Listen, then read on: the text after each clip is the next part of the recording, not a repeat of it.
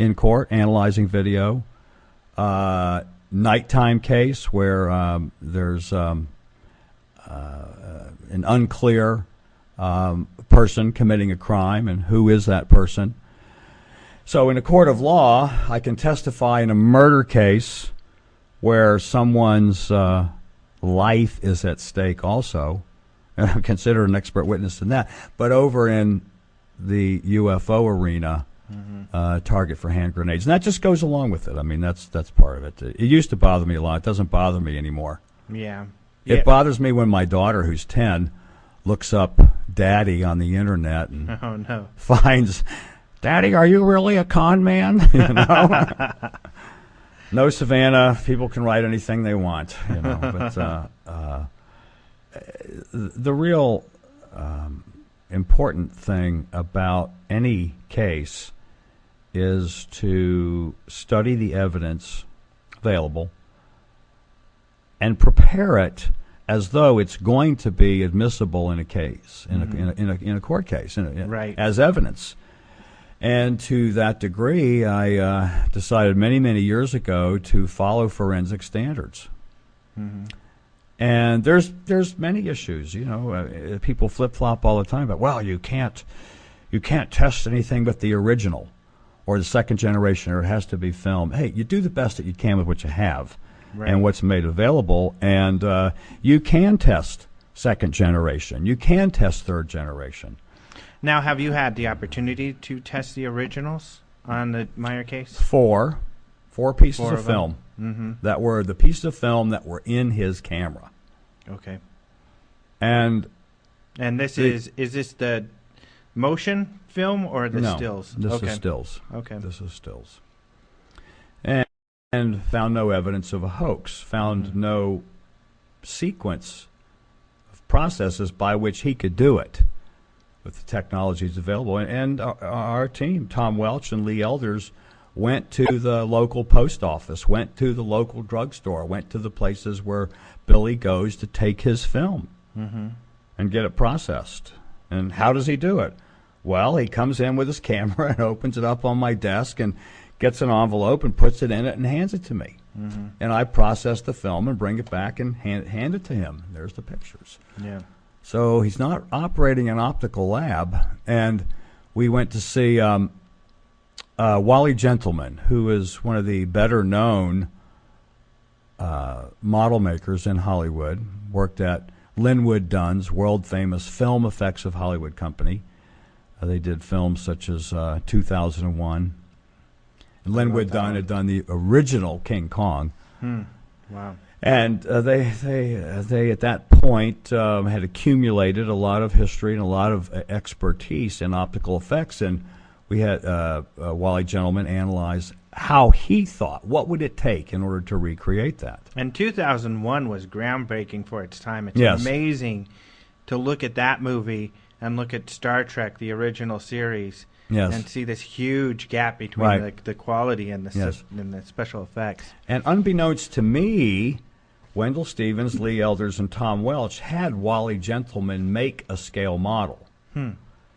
Took it to Switzerland, hung it on a fish line, at a 20-inch diameter scale model, and Billy Meyer and all of them took photographs of it, and then brought the photographs back to me in Arizona to analyze. And I could tell within minutes in my analysis technique, this is about 1981. What are some of the telltale signs that you're able to identify? When it's a small object? Yeah. Let's go to what a painter does. An oil painter is going to paint a portrait. And the painter has decided to have in the picture the moon, and in the painting it's 4 inches in diameter, and a basketball right beside it. And it's going to be painted photorealistically so that it really does look like you're standing looking at the moon. Right. But on the painting it's 4 inches in diameter. And a basketball that's bouncing and coming towards you, and it's 4 inches in diameter. But your eye needs to be able to say, this is a basketball that's 10 inches in diameter coming at me, and this is the moon at great distance. How does the painter do that? If you think about a paint-by-number kit, where it looks like a coloring book, right, and it's line drawings, the moon, a large object, will have more lines of longitude and latitude. In that 4-inch diameter object, we might have 50 lines vertical and 50 lines horizontal that we would then use our paint-by-number kit and paint it to give it that contour. The basketball, we might have 10 lines of longitude and latitude. So its contour, the number of shades that it takes to make it be apparent, is going to be reduced. Okay. Second, a large object with a light shining on it, the painter is going to have a small area be reflecting the light. The number of sections. Gotcha. On a small object, the sun, for example, is going to light up the entire basketball or a small object. If we have a dome, a space dome, like the Seattle Dome, the sun on that is just going to be a little glint on top of it. Now, that's the extremes of proportion, but if something is reflecting light, the ratio of the reflecting area that's bright to the entire surface is going to be there's more light on a small object than there is in a large object. So we've got the number of lines of contour, we've got the total surface area that is reflecting light, and the properties of the edges. Everything in real life is in focus. But as soon as our eyes or a camera lens looks at it, the properties of the edges change because of depth of field of the lens, the distance it is, closer and further away. So I developed a technique called focus field indexing. Similar to the way that cell animation at Disney with painted glass. Right. That here's the mountains, here's the hills, here's the trees, here's the shrubs, all coming forward, and the properties of the edges are different on all of those. Right. So we've taken a picture and we analyze the edges of hundreds of edges in the picture. Some of them we may be able to go and measure that tree. How wide is the trunk of that tree? How far away was it? Or this is an unknown distance, but we do know that this is a Washington rose. So we can put in known properties to objects that we can identify, and then take all the objects that have similar edges, and they're going to be in the same plane, the same index, the same distance away. Although this one's way over on the right-hand side, and its edge index might be, let's say, 4 pixels wide. Way over on the left-hand side is a fence post, and it's 4. So that tree and that fence post, even though they're in totally different areas of the picture, would be indexed to be the same distance away. Gotcha. Focus field indexing, to be able to determine the distance away that an object is by the properties of the edges.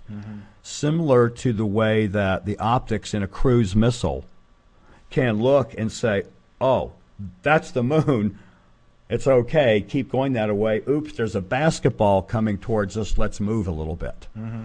Right. And those 3 principles, the number of shades of color in a contour. Like, look at this coffee cup. It's all really black. But because of the lighting, it looks like different shades of black, different shades of gray or green or blue or whatever. So in a paint-by-number kit, it's coffee boiling. If we were going to do a paint-by-number kit, and we wanted to show that it was contoured, Right. Whether it was a big object or a little object, it would be this is a shade of green, then the next shade of green, the next, okay? So that's one of the ways to be able to gather data about whether an object is large or small. It's the properties of the edges, the distribution of reflected light on the object, and the number of intersecting longitude and latitude lines in the object. Makes sense. I was smirking because it's all blank on my coffee cup except for the cool Open Minds TV Yes, logo. that beautiful Open Minds blue logo. Yeah, you can go get these coffee cups on the website. You can? People can you have something for sale? Yeah. Do you sell hats and shirts and things too? Yeah, exactly. T-shirts. Great. No hats yet. And none of the cool shirt like I got on today. Do you like my Melissa Etheridge hat? That is pretty cool. Yeah, with her official...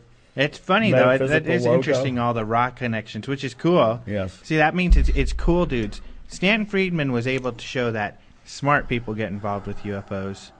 All you guys who came from the rock industry show the cool people, so it's the cool and the smart people. Yes. In the rock industry, though, we were known as very high-tech people. We were not an also-ran in the industry. We were one of the better-knowns and respected touring companies. Cool. Did really complex shows. Well, on the Billy Meyer case, yes. It's interesting that Malin was interested in this stuff.